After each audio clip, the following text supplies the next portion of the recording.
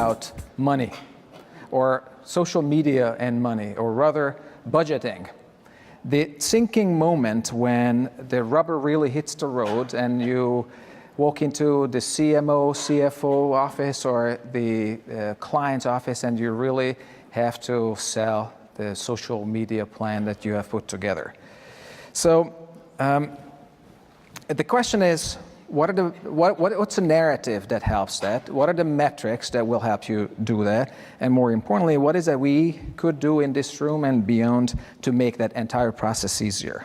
So please help me welcome a panel of esteemed practitioners to hear their point of view about how research and analytics can help them to allocate or reallocate euros, yuans, or dollars for social media. All right, so welcome, and as a quick round of introduction, if you can tell me what you do and how it pertains to social media, and equally importantly, what are use cases in your organization for social media? I'd like to start with Sarah. Hi, good afternoon, and thanks so much for being here. Wow, this room really filled up. I'm Sarah Hofstetter. I'm the president of 360i. We're a digital agency. I guess my relevance to social media is that we speak with more than 200 million people every day on behalf of our clients. Wonderful. Andy. I'm Andy Markowitz. I am Director of Global Digital Strategy for GE. Social means a lot of things to us depending on who you're talking to at what time. For corporate, we use social in a very kind of storytelling, dynamic way. And then for our businesses, we use it in a much more practical way to kind of connect with our customers. So kind of a multitude of different approaches. Scott. Hi, I'm Scott Campbell. I'm a General Manager of Integrated Marketing Communications at the Colgate-Palmolive company. I focus on the US, and I essentially have all marketing communications directed at the consumer, so everything from traditional all the way through to social, PR, and you name it. So. And Matt. Hi, good afternoon, everyone. My name is Matt Petitjean. I'm Vice President of Marketing for ADP.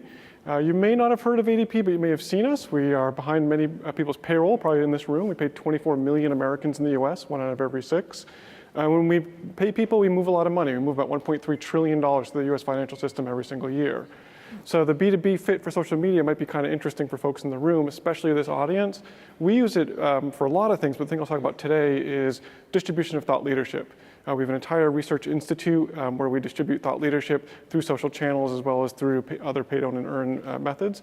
As well, you may have heard of our National Employment Report, where every month we forecast employment trends in the US 2 days before the government can do it. And we use social media for that a lot. Thank you so much. So starting with Sarah, you're obviously immortalized with the Oreo tweet during Super Bowl. And the work that you do your clients is great. But my question is, how do you use social media for your own purposes? What's the use case there? Sure, immortalized at this age is going to be problematic. But I think as an agency, we use social media for a whole bunch of things. The first, and it's great to be in this audience, is for listening. So making sure that we have our finger on the pulse of the business so that we can develop, very similar to what Matt says, thought leadership, because we are actually, as an agency, in the B2B business. So listening is definitely number one. Great tool for us for recruitment purposes. And as an agency, we are all about our people. So A, it's about getting in great talent, and B, it's about promoting the great talent that we have. So we use social media as an agency to distribute, curate, lots of thought leadership for the agency. Thank you. Andy, social media is many steps closer now to being a mainstream tool compared to just a few years ago. So you all make regular investment decisions. How smooth is this process? How does it compare to some of the other decision processes in the organization, and what could measurement? I think it varies. I think there's a maturity curve with this, and I think part of it is the need and desire to want to use terms that I think hinder us around things like it's social and it's mobile and whatnot. And when all media is really social and everything really is a mobile touch point.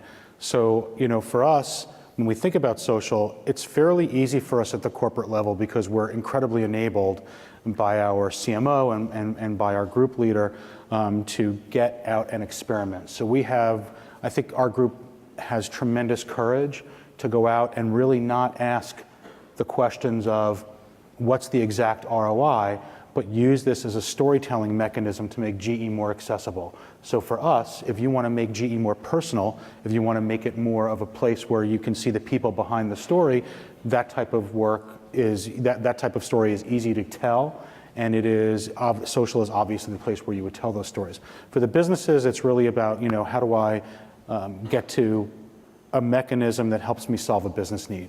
And in that particular case, that could be around social selling and using the LinkedIn social graph. It could be around customer communities, but very rarely does it ever have to do with Facebook or Twitter, because they're not necessarily, in our case anyway, B2B mechanisms.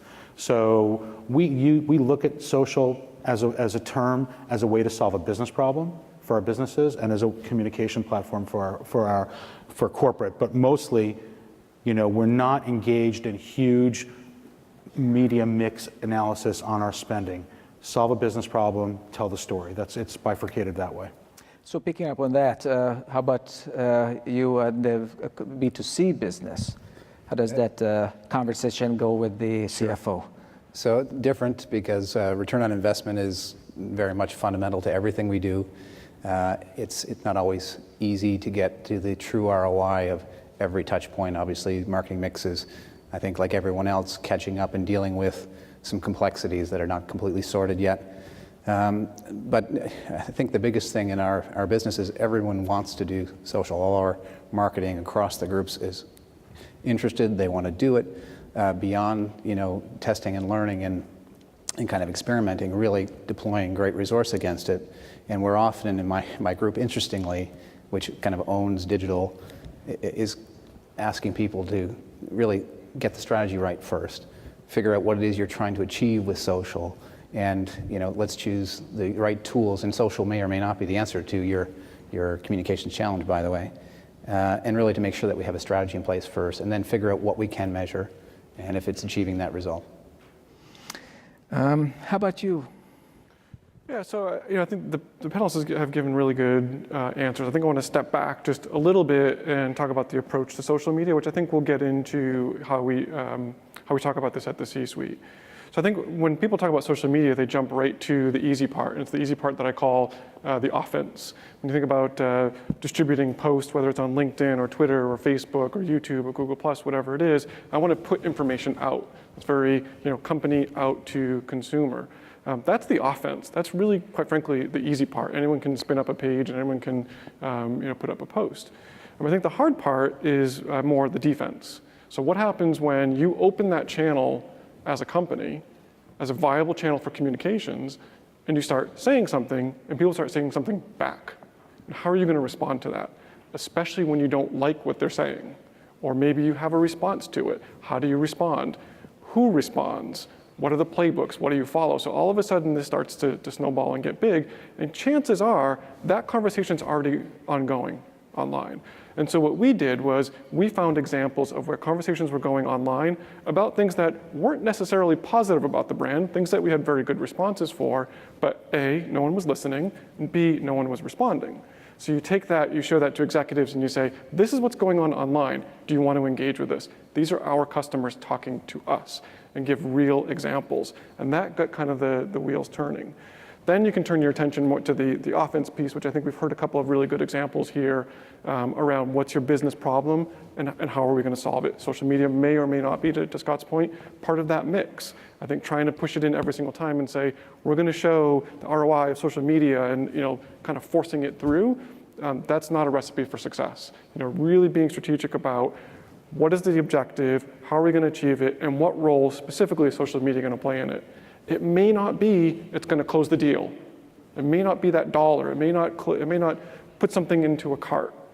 But it could have engagement. It could have clicks. It could have impressions, or different things that you can measure for different parts of the funnel and different business objectives. So I think taking the offense and defense approach is a good place to start. I think that there's an interesting part to that, which is kind of ties what Scott said and what Matt said, which is there's the idea of being social at the core, and Scott was talking about like areas that he owns, and then there's talking about social at the edge, which could be your offense or your defense. And I think one of the biggest challenges ends up being the whole idea of being social by design. So you've got executive management saying, yes, we need to be social, and then giving this mandate. And the fact that all of you guys were talking at lunch about the importance of social was so critical. But the question really becomes, how do you weave that into the way you plan? And it's not just planning marketing, it's planning all of your proactive, reactive communications. How do you make sure that as a business, everything that you're doing is considering the role of two-way engagement or multi-way engagement, which is really more likely, like Matt said. Those conversations are going on, whether or not you're a part of them, and where you play that role is really critical. But if you're looking at social as, putting baby in a corner, you're never going to be successful at that, no matter how many other best practices you have. The number one thing, which is the hardest thing to do, is to figure out how to make your organization social by design.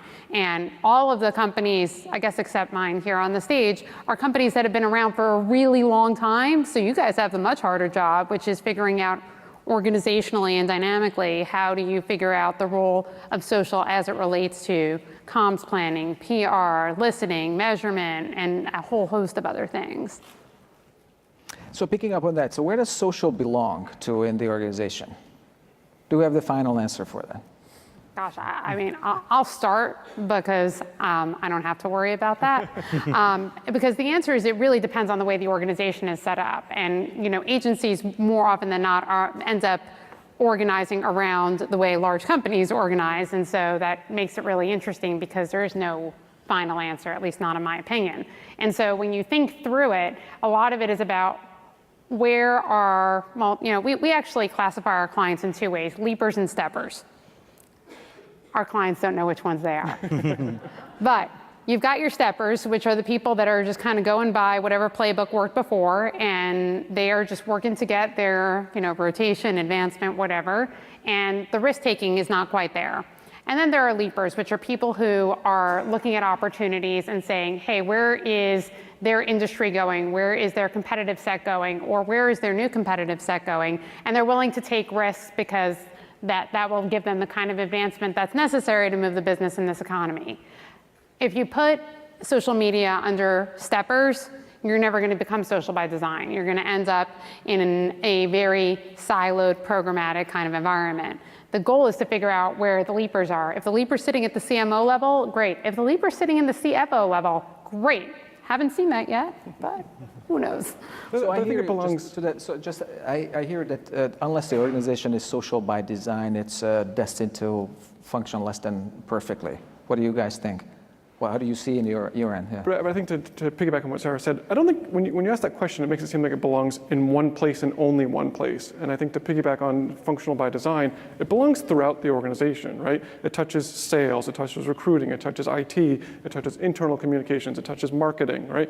All throughout, and we want those people embedded in the business that understand those functions very, very well.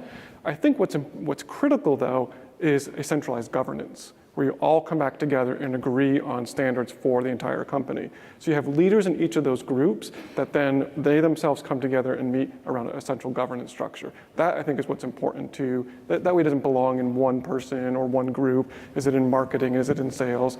It's that central governance and then embedded throughout the business units. So, the governance issue is born out of, this heightened sense of, oh shit, what did someone say about my brand? Am I going to get in trouble, especially for those of us in regulated businesses? And that's, that's the nature of what it is.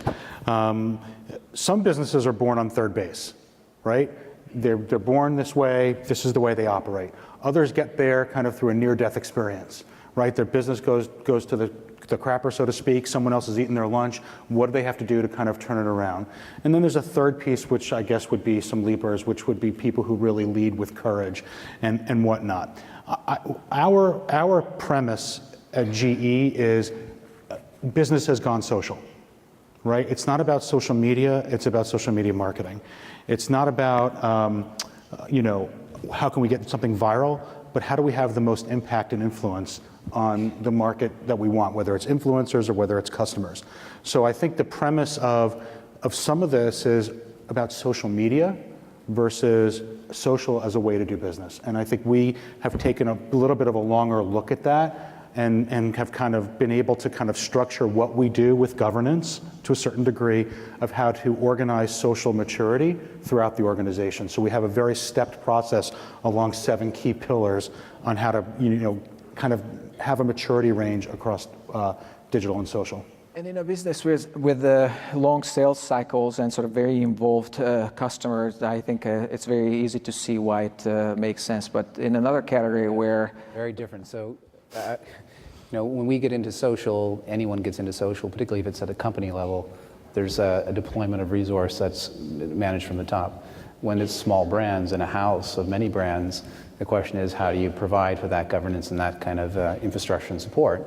So, and it's, once you're in, you can't stop the conversation, right? So we're trying to approach social by building infrastructure around our biggest brands, where we know where we want the conversation to go and where the conversation is. And we're trying to build out our expertise and experience and then expand as we can handle it, quite honestly. As I said, everybody in every brand wants to be social today, but most of our marketers are in their position for a year and then they're on to something else tomorrow. So I know you know this, and I know you know this. So, before I get to talk out of both sides of my mouth. So I'm at GE now, which is a B2B company, and before that I was at a CPG company, and I firmly believe, and I get to say this because I don't work there anymore, I think that a lot of the CPG companies are held hostage by a lack of definition on how to frame what the value of that is, right? I mean, when the budgets are allocated and the media mix says this is where you end up. So we're having the kind of, the discussion that kind of feels like we should take the next step and not have this discussion. You got to find a different way to kind of exercise the demons beyond that, because at the underpinnings of that statement is, we don't know how to figure out the actual value of this or that or whatever the other finger is. So how can we in this room help? What should or could research do to help to become a leaper? I like that chicken move. We'll get there. There are a couple of things that we can start doing, which is, first of all, making sure that we're considering the role of social not in its own silo, but against objectives. So the first part is clarifying objectives. So if everybody on Scott's team is saying, give me one of those, which is affectionately known at most of my clients as Gemüt, then the question is why? What are you trying to do? And I think one of the biggest things that we can do as marketers, and particularly with all of you in the audience, is start mapping out what are we trying to do and why, and what role is social playing, not necessarily exclusively A or B, but how does it move along the line. So I work on a lot of packaged goods brand, more impulse purchases. Are we here to raise awareness? Are we here to drive consideration? Are we here to have them pick our brand more frequently? Or are we here to just convert? And many other, obviously, options along the way. I work on Oreo. Oreo does not have an awareness problem, guys, right? So don't sit there. It's not important for me to be telling you that we got 575 million impressions on XYZ post. It doesn't matter towards moving your business. But if I'm working on another brand where the brand might not be as well known, well then yeah, that's important. Or if you're trying to move share in a category, then let's make sure that we're creating the right alignment. But instead, everybody's saying, give me 1 million fans, or if you have 1 million fans, give me 10 million fans. And it's so much less about that and so much more about alignment to the right KPIs. We will not put a piece of content in market for a client without having set those KPIs in advance, because ultimately, every CMO is going to ask, so, did it work? How am I doing? And if you can't answer that, how you're going to answer that up front, then you can post-rationalize anything. There's no shortage of data, right, guys? It's just, let's be honest with ourselves so that we're aligning the results towards the objectives. I'd love to see the research community help us get to what are the right questions to ask.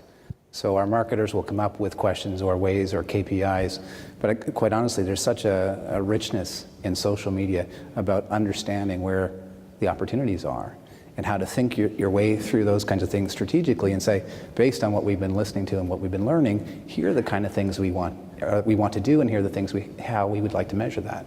And I think it could be a much more proactive role, frankly, at least in my own experience at Colgate is I think that our researchers could be more, getting in front of it, helping us understand what we need to be trying to achieve and designing ways for it to get at it through social media information, rather than just reacting to us yelling, please can you measure this, we need to show that we're being successful at this. So I think the challenge with research is going to be is it tends to be very rear view mirror, and I'm not accusing anyone of rear view mirror research, but if it takes a little while to do, right, to poll, to sample, to interpret, maybe there's a way of something that's a lot quicker, a lot more pulse. If we do something that looks back a year from now, it's really not going to be relevant. A lot of things will happen between now and then. I've made an analogy, I've never done it publicly, it's interesting to see how I do this for the first time, of social media like a magazine business. I think the magazine business is really interesting for some reason. So what's your job? If you say, I'm going to start a magazine, what am I going to do? Well, I've got to get subscribers. Well, how do I get subscribers? Think followers. I got to have really good content. Well, how do I get really good content? I get really good writers. How do I get really good writers? I pay them a lot of money. How do I pay them a lot of money? I sell advertising. And the advertising, we can say, you have a really targeted audience. I'm a runner, I read running magazines. I'm going to sell you advertising to readers who run, right? We have a very, very target demographic. I think social media is very much the same way. Whereas if I can build a follower fan base, for me, LinkedIn is huge. LinkedIn is the large B2B social network site. So we will take a quality following in LinkedIn similar to a quality magazine subscription base. Because now I can take the information that I have, my content, and push it out to my followers, and I'm the only advertiser. I get to brand the whole thing myself. It's completely owned. And the beauty of something like LinkedIn is it can be segmented, right? So now I have data that can be segmented and information and content that can be segmented, and I have a channel that I can distribute it on that is segmented. Again, very much like a magazine business. It's not just running magazines, it's a women's running magazine and a men's running magazine. So we'll take our employment report data, which is segmented by company size, geographic region, and industry. And I can target an update to a small, mid-sized construction company in the Midwest and say, here's how employment changed in your region, in your industry, and your company size. That becomes very relevant. If we can show how that is even more impactful than just Facebook, someone said we don't put it out on Facebook, what's the click-through rate or the engagement rate in LinkedIn targeted versus something like a Facebook post, that would start to get to be really interesting, but that's short and quick and fast. So how many people here have been defriended on Facebook? Admit it, come on. How many people have defriended someone on Facebook? You're all, most of you are liars. So we talk about the digital customer journey, or for you, it could be the digital consumer journey, and social and its sphere of influence, right? So a million Facebook likes or 10 million Facebook likes, which one is better? At some point, there's diminishing returns with this, right? The virality of Smirnoff vodka. Right, and what did it prove out? What didn't it prove out? Well, it was a hilarious video, and the virality of Oreo and the tremendous stuff that you do. The value of the people that we engage with, we have found over time, will diminish if they are not organically coming to us. If you buy them, or if you get them in a fringe way, they become less important to you. So this underlying premise of influence within social, I think, is a key one to consider. So for this group, I would say that it's not about the like, it's not about the impression, it's the underlying piece, which is you influence more, you drive a newsletter sign up, you buy something. This group needs to find some way to measure the impact below the line, so to speak, than at the surface level. And I think that's where there's going to be a critical mass of, once you understand that a click can lead to this in this type of context, I think you're going to open up a lot of things. There was an interesting campaign, I think it was interesting, which is ironic because I'm kosher, but there was a campaign that we did for Oscar Mayer to help them with their bacon. Now you see why it's not really so relevant. But the reason why I'm bringing this up is because we were given a tiny amount of money to help promote a new line of bacon for Oscar Mayer. And our first instinct was to do a competitive and say, okay, well, how's Oscar Mayer performing against all these other bacon brands? And we said, screw this, let's look at this in the context of the category. Well, duh, bacon is big on the internet. And one of the things that was the most important thing for us was that of all of the conversations about bacon, only 2% were affiliated with a brand. And so that includes, Wendy's and, Denny's and all the other brands that are trying to get in on bacon, as well as all the other bacon-flavored paraphernalia. And we said, okay, Oscar Mayer, you have a huge opportunity to just take some of this market share. And so everything that we did was not designed to look at the competitive set or even to look at its own goals. It was just to move share and conversation in the category. And the kickoff of that was the Great American Bacon Barter, where a man went across the country with no cash, no credit card, just a refrigerated truck full of bacon, and he bartered for everything that he bumped into along the way. So gas, a place to stay, tickets to the Jets game, 6 bricks, by the way, and that was Tebow's opening. So this guy goes all the way across the country, all fueled by social media. So does that mean that it's an experiential campaign? Does that mean that it's a PR campaign? Is it a social media campaign? Because he's in a truck that's very offline. But in the end, what do we measure it against? We actually measured it against both taking a larger share of the bacon conversation, which we did, and movement on sentiment, because those were the two things that mattered in the grand scheme of things. So making sure that the measurement is aligned with why you did the campaign and the insight is pretty critical towards helping move things forward. So the more you guys can be asking questions of why are you doing this, the better off we're going to be in developing that. But it's as much about the upfront as it is on the measurement. So you guys are the research community. You're helping fuel all the great work that we're able to put out into the market, as well as the measurement therein, depending on your role. So that's so critical for all of our success. So metrics like this, how do they connect to the business objective in other businesses, like the sentiment, share of sentiment, for example? Would that fly with you guys? Again, it depends on the business. So we were also in the Super Bowl with a tweet right on the moment for Speed Stick. We have a campaign called Handle It, and it's a nascent attempt to try to get at this young consumer and convert some folks to our brand. And we had tweeted live through the game Handle It moments, and we had a professional football player tweeting those moments. It was all going very well. The lights went out, and we tweeted about handling it. The guy who pulled the plug, how does he handle it? And we got significant kind of. So in that instance, we were trying to engage. We were trying to get entertainment. We were trying to get more pass along and more conversations. So that's move over to oral care.